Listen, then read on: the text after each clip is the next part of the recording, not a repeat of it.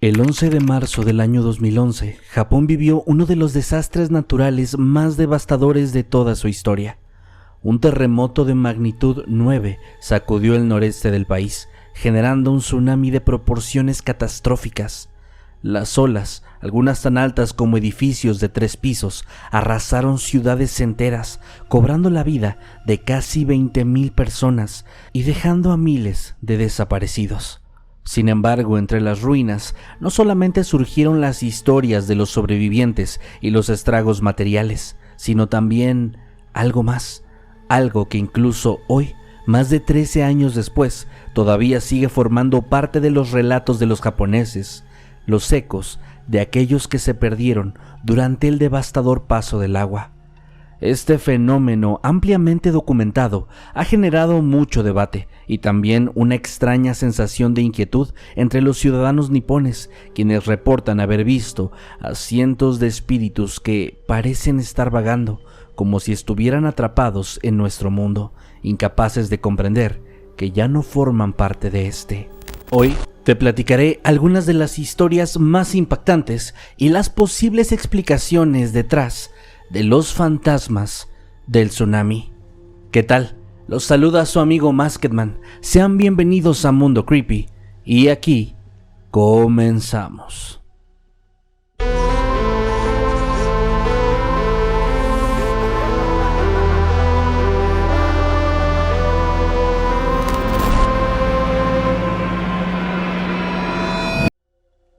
Uno de los relatos más documentados proviene de la ciudad de Ishinomaki, uno de los sitios más afectados por esta catástrofe, donde más de 6,000 personas perdieron la vida.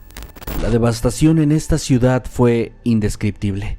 Casas, comercios y barrios enteros fueron arrasados por la furia del agua.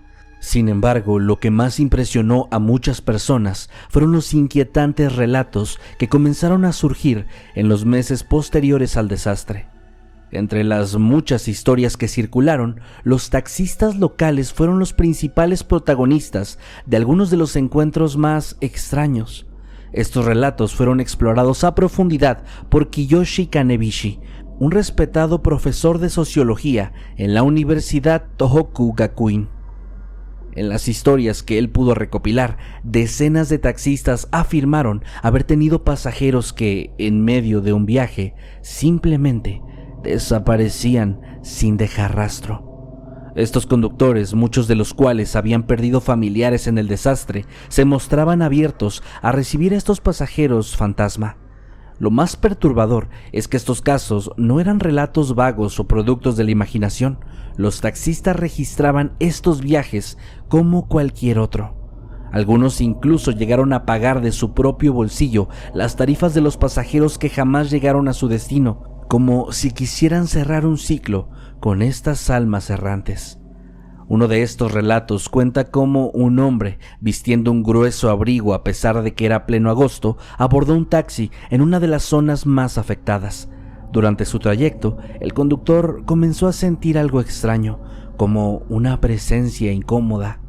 El hombre, inexpresivo y distante, pidió ser llevado a una dirección que ya no existía, pues el área había sido completamente destruida por el tsunami. Sin embargo, el conductor continuó su camino, todavía perplejo por la petición tan inusual.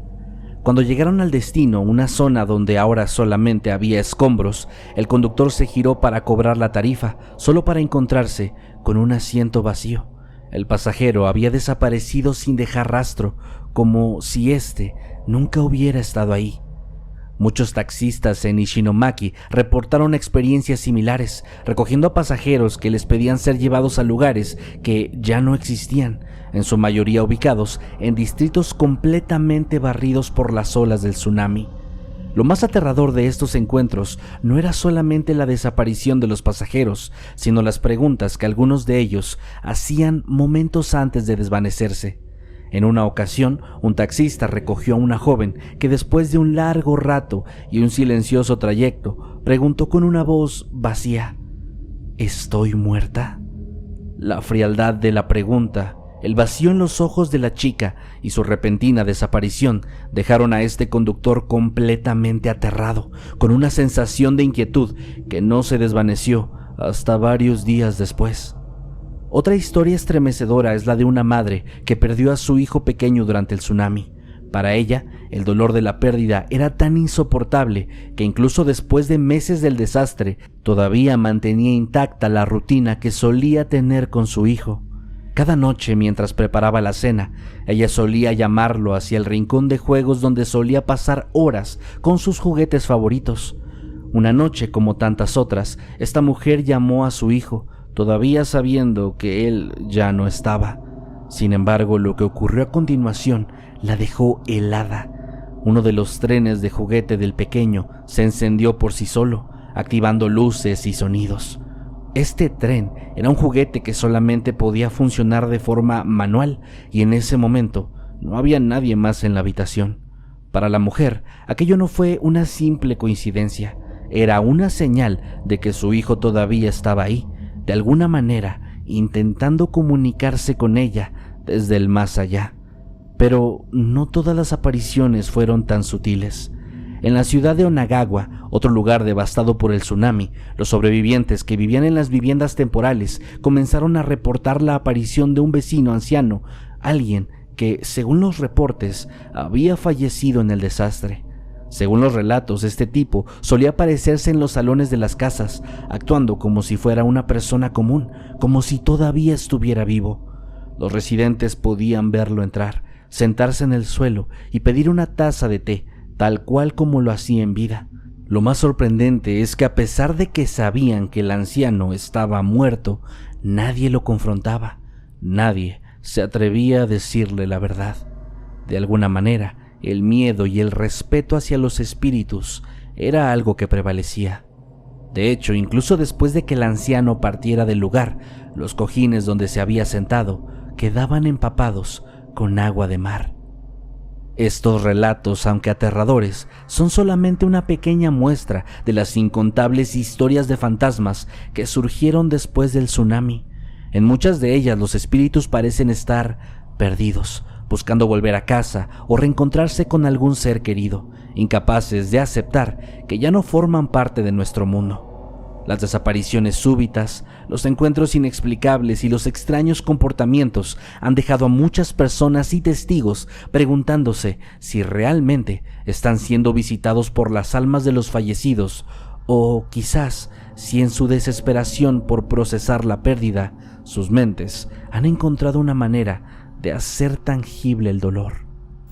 Pero los relatos más escalofriantes que empezaron a surgir no fueron necesariamente aquellos de fantasmas, pues algo que se le conocería eventualmente como la epidemia de posesiones fue algo que comenzó a azotar en los días y las semanas posteriores al tsunami. Este fenómeno, aunque no suele ser tan frecuente en los relatos sobre desastres naturales, cobró una fuerza inesperada en las regiones de Japón que habían sido devastadas. Varias personas comenzaron a afirmar que estaban siendo invadidas por las almas de aquellos que habían perecido en la tragedia, almas perdidas que buscaban refugio en los cuerpos de los vivos. El reverendo Taiyo Kaneda, un monje budista cuya misión tras el desastre fue brindar consuelo a los sobrevivientes, fue un testigo de numerosos casos de esta índole. Uno de los más notorios que enfrentó fue el de un hombre al que identificaron con el seudónimo de Takashi Ono. Ono vivía lejos de la zona devastada y, como muchos, no comprendía la magnitud de la tragedia hasta que decidió visitar las áreas afectadas. Él condujo hasta la playa, esperando encontrar solamente escombros, pero lo que vio ahí fue mucho más de lo que podía imaginarse. Al observar el paisaje devastado, algo en él, en su interior, cambió. Cuando volvió a casa esa noche, comenzó a comportarse de manera extraña. Gruñía como un animal, rodaba por el suelo lleno de barro y en momentos de furia lanzaba amenazas violentas contra su propia familia, quienes lo miraban horrorizados, incapaces de reconocer al hombre amable que conocían de toda la vida. Lo más inquietante es que Ono no parecía tener conciencia de estas acciones. Durante 3 días se sumergió en una espiral de comportamientos erráticos, como si una fuerza ajena hubiera tomado el control de su cuerpo. Para el 4.º día, su familia, desesperada por encontrar cualquier solución, lo llevó ante el reverendo Kaneda. el monje realizó una ceremonia de exorcismo para liberar al hombre de los espíritus que, según su diagnóstico, lo habían poseído.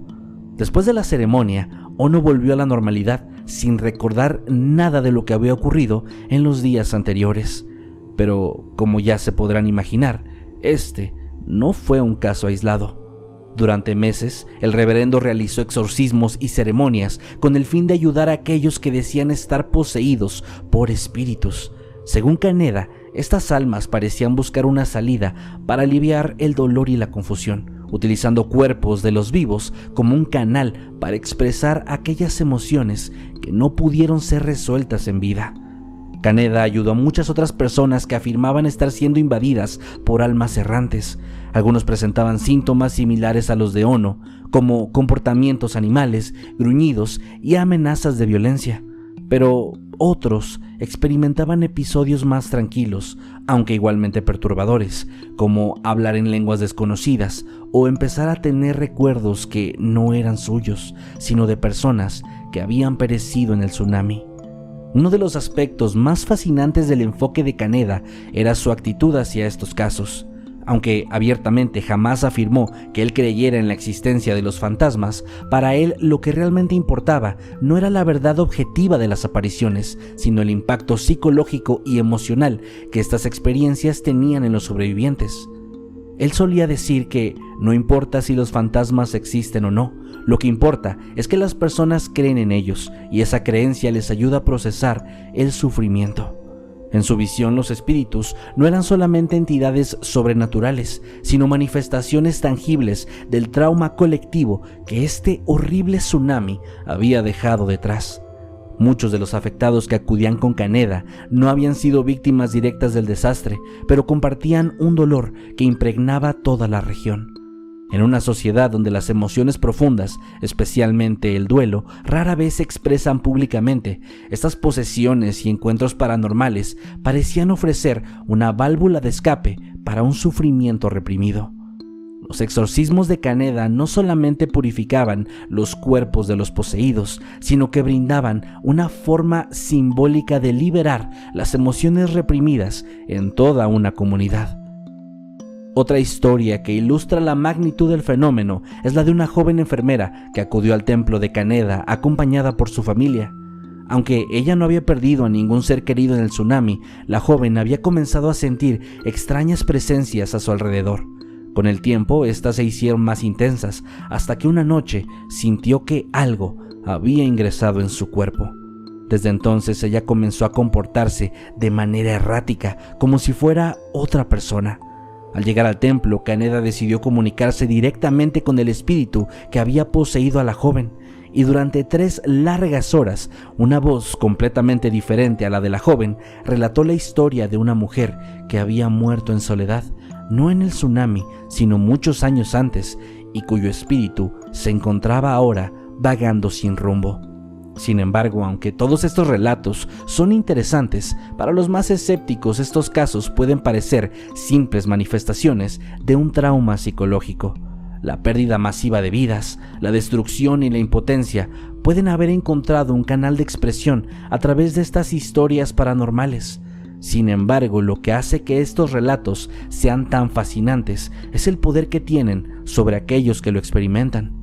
Las posesiones, las voces extrañas y los comportamientos fuera de lo normal no eran simplemente actos aislados de locura, sino una muestra del profundo impacto que el desastre había tenido en la psique colectiva. En última instancia, lo que Kaneda y otros líderes religiosos ofrecían no era solamente una solución espiritual, sino una forma de terapia emocional. Para muchos, el hecho de que alguien tomara en serio sus experiencias, ya fueran reales o producto de dolor, ofrecía un consuelo que no encontraban en ninguna otra parte. Las posesiones eran en muchos sentidos una manera de dar voz a los muertos, pero también a los vivos, permitiéndoles así procesar su dolor. Pero como sucede en este tipo de casos, había personas que creían que los relatos de posesiones y de espíritus que rondaban eran completamente reales. Para estas personas, el hecho de que para mucha gente la muerte llegó de forma abrupta y violenta con el tsunami implicaba que no habían tenido la posibilidad de asimilar lo que estaba ocurriendo, dejándolos perdidos en un limbo entre dos mundos, incapaces de comprender su propia muerte. Estos espíritus, según los múltiples testimonios que han surgido en los años posteriores al desastre, parecen vagar sin un rumbo fijo, buscando desesperadamente ayuda o consuelo. Algunos no saben que han fallecido, otros no logran desprenderse de la idea de regresar a sus hogares, de reunirse con sus seres queridos o de continuar con la vida que una vez conocieron. Lo que resulta perturbador para los vivos es que estos espíritus parecen seguir actuando como si estuvieran en este plano terrenal, abordando taxis, tocando puertas en las casas destruidas, sentándose a tomar té en hogares temporales, acciones tan mundanas como inexplicables en el contexto de la muerte. Aunque las apariciones de estos espíritus no se limitan a un solo tipo de manifestación, pues hay otro tipo de testimonios donde se menciona que estos fantasmas parecen atrapados en un ciclo perpetuo de dolor y desesperación. Existen historias de personas que han visto figuras cubiertas de barro vagando por los caminos donde alguna vez hubo casas o negocios prósperos. También se habla sobre espíritus que aparecen con el rostro lleno de horror, como si revivieran una y otra vez el momento de su muerte. Estos encuentros no solamente son perturbadores debido a su naturaleza, sino también por lo que representan: almas que no encuentran la paz, que no han podido despedirse ni cerrar el ciclo de su existencia. Sin embargo, aunque es fácil atribuir estas apariciones a la psicología del duelo, el gran número de testimonios y la consistencia de los detalles en estos relatos hacen que sea difícil desecharlas por completo como simples alucinaciones o productos de la mente. Los relatos no solamente provienen de personas afectadas de manera directa por la tragedia, sino también de aquellos que no experimentaron pérdidas personales, pero que de alguna manera fueron testigos de lo que ocurrió.